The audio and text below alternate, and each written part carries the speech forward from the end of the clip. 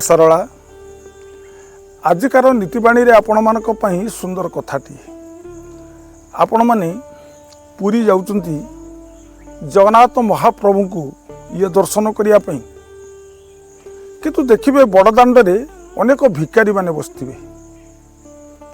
से भिकारी माने होचंती ये 5 टकिया भिकारी डाक पकतो हे माँ गोटा 5 टका दे जा आपण कौन करती ना 5 टका दियंती किंतु जगन्नाथ निकट को जो माने जाउचंती से माने होचंती लक्ष लक्ष टंकिया भिकारी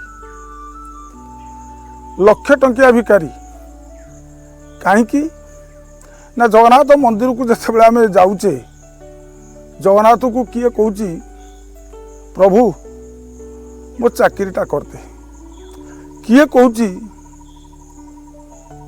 ठाकुरे मो पुओटा को टे ये कूले लगे दियो किए कहूँ मोर 5 माला घरटा कर दियो मु तो पाखे ये नेत देवी किए कहूँ पाट लुगा तो पिंधेबी रे जगा जदि मो चाकरीटा करदे।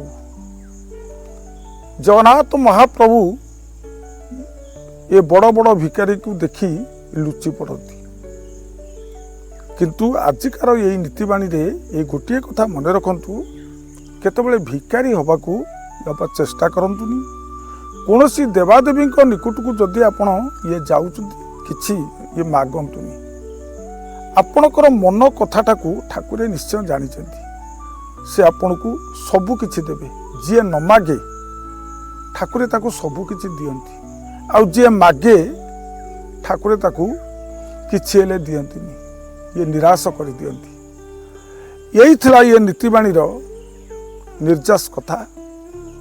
ये कथा को जदि आपण माने मने रखिबे श्रवण करिवे आपण को जीवन धन्य हो जिवो। एतिकी कही मो नीतिवाणी को ये शेष करुची। ये प्रणाम।